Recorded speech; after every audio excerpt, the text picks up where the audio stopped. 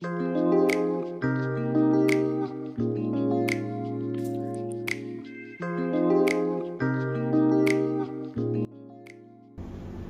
to Dr. Daminet TV. Welcome. Remember to click on the subscribe button, press on the notification bell, and share this video.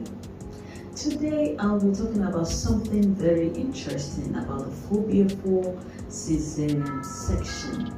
This is something that affects our women, children, and all of us. It affects everybody actually. The maternal mortality ratio in Africa accounts for 70% of the global figure.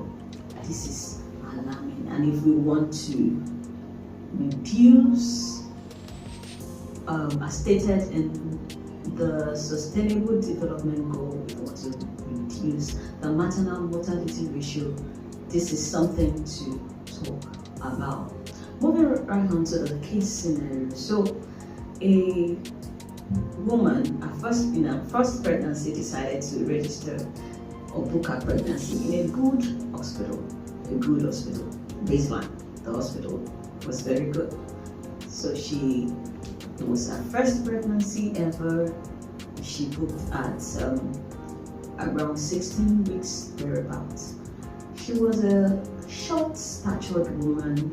Her height was 1.42 meters, or you can say 142 centimeters.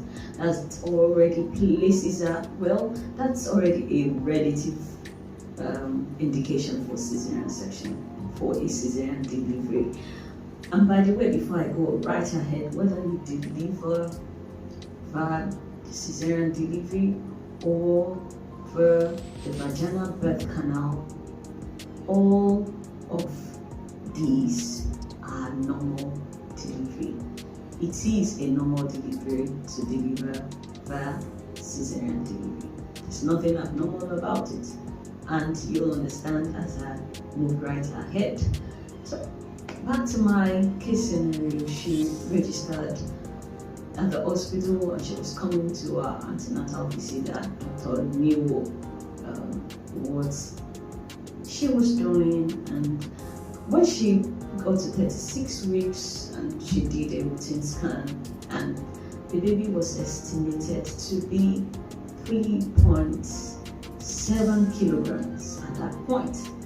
At that point, given that the doctor already felt, okay, this lady might need a caesarean section given her height, she decided to do a pelvic clinical pelvimetry and give her a borderline pelvis as expected because of her height. Although there's a saying that labor is the true test of the birth canal.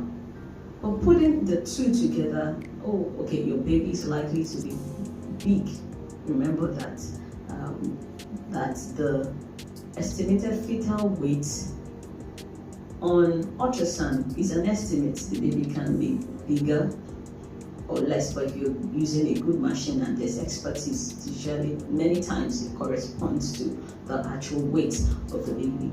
So at that point in time, 36 weeks, 1.42 meter in height, she put the two together and felt, you are going to need a caesarean delivery. And she told the woman at that point, and decided also to communicate with her husband. But guess what the woman did? She ran away. She did not show in the hospital at that point. After 2 weeks, she represented at the hospital and a scan was done. At that point in time, the baby was estimated to be about 4.1 kilograms.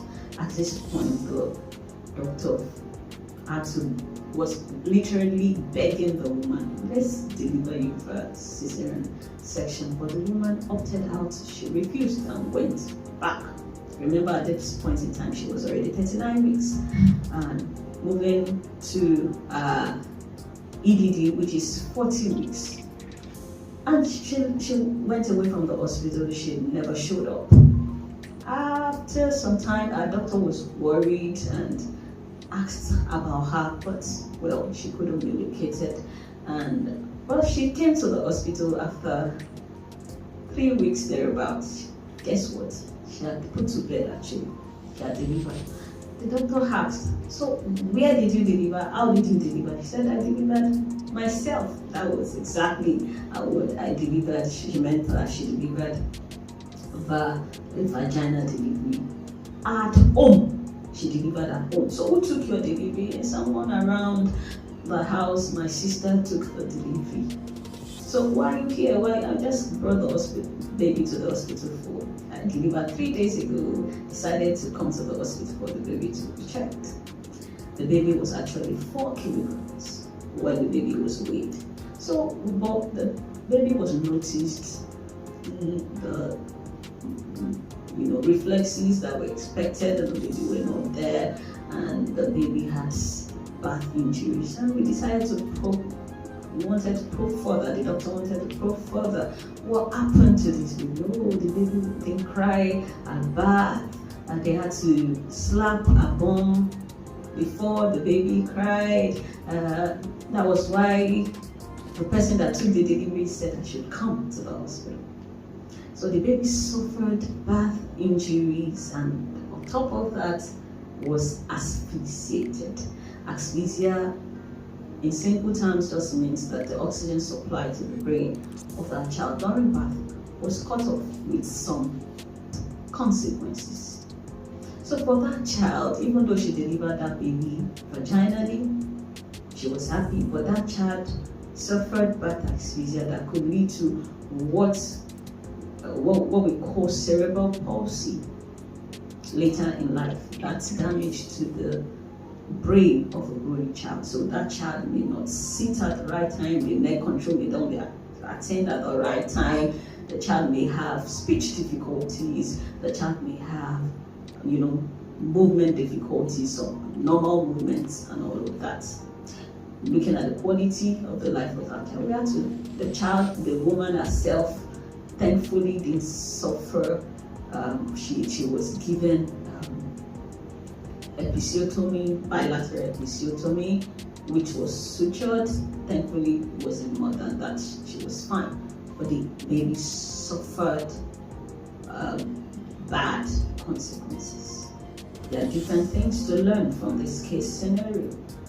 She registered at a good place. She saw the right set of people, vis-a-vis midwives and people, doctors that can actually manage pregnant women. So that was fine.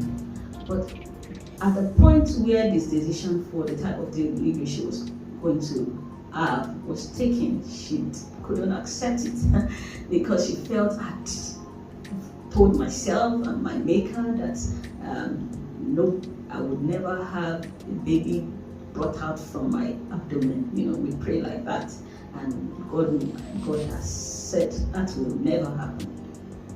But she had what she prayed for, in quotes, but about the baby, what becomes of that baby later in life. So cesarean section is nothing to be afraid of, but you have to ask yourself 3 questions. First of all, am I booked or registered at the right place? Are they qualified to carry out this procedure? Do they have the next necessary equipment, facilities?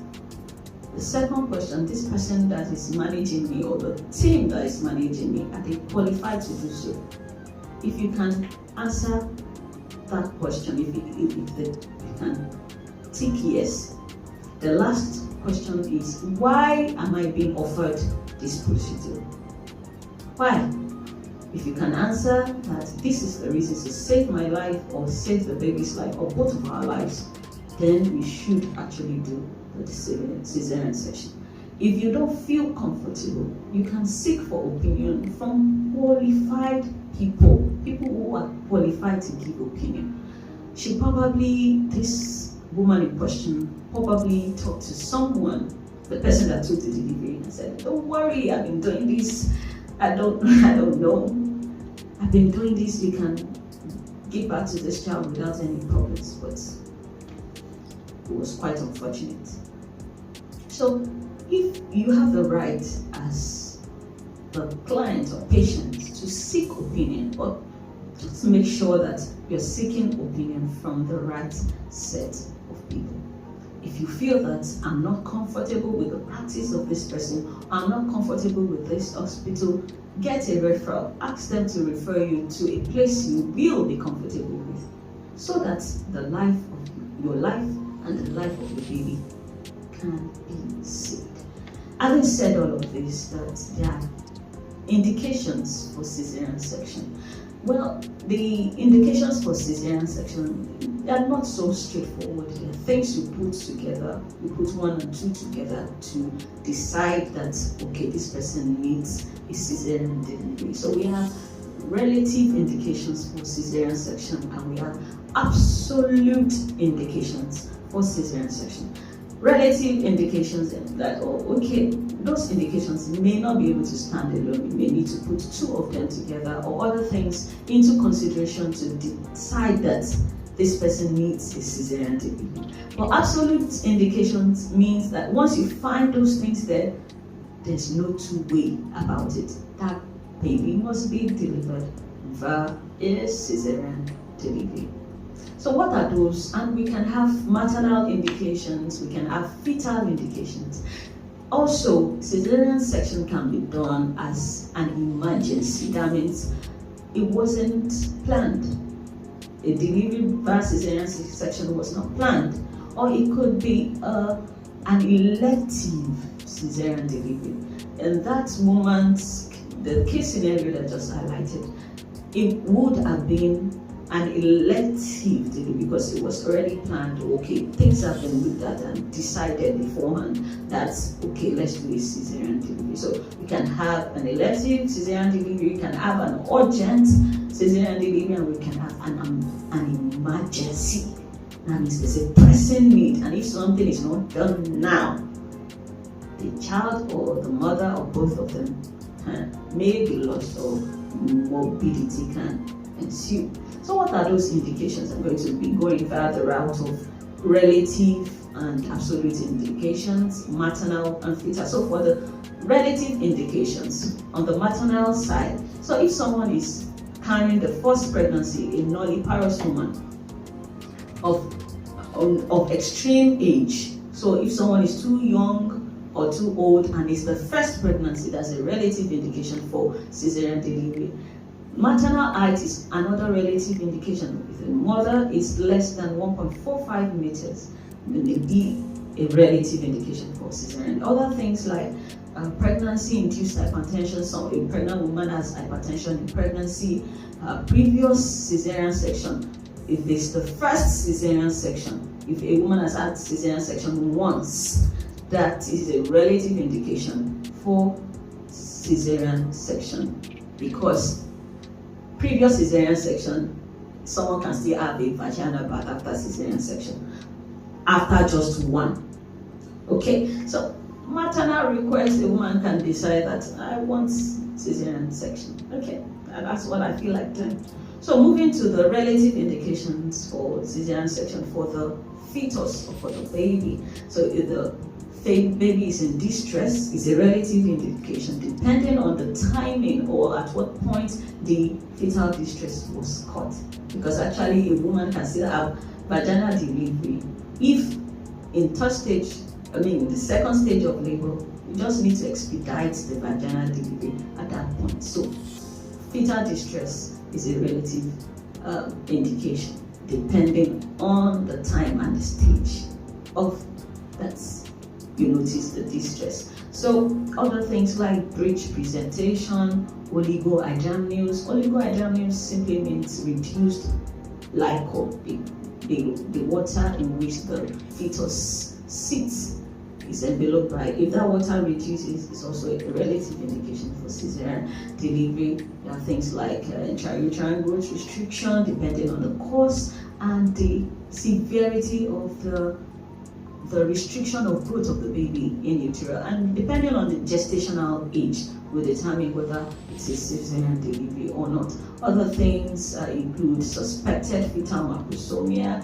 especially if you are not too sure of the estimates. It can also depending also on how big the baby is, and if it's suspected, you know, also sure can be a relative indication for cesarean delivery. Things like abruptio on the fetal parts, we have abruptio placenta.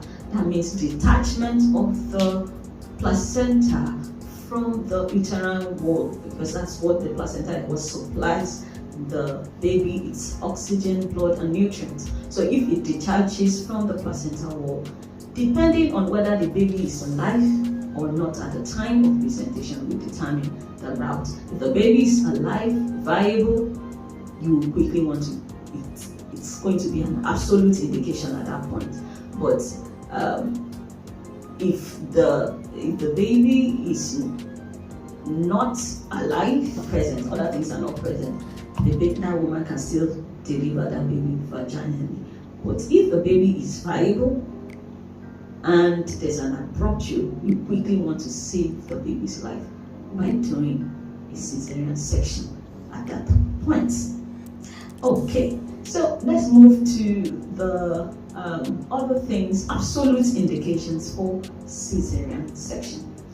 The maternal and fetal, like I did for relative indications. So for maternal, if a woman has a pelvic deformity, so a woman has a deformity of the pelvis, let's say someone that has polio, has suffered polio, someone has a spine deformity, that's an absolute, there's no negotiation, that's an absolute indication for cesarean delivery. Or let's say there's an occlusion of the outlet, maybe at the uterus, at the level of the uterus, cervix, or the vagina, or even the vulva, there's an occlusion there that will not allow the delivery of that baby. Okay, let's say there's a fibroid that is occluding the cervix, or extending to the cervix or the lower uterine segment, and it's occluding it.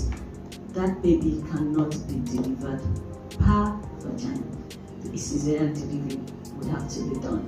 Other things, if a woman has an active infection going on, for example, as genital herpes, and it's active, or there's an infection going on in the uterus, or there's chorionitis, those are things that a physician or a doctor to say, I want to offer you a cesarean section. Absolutely.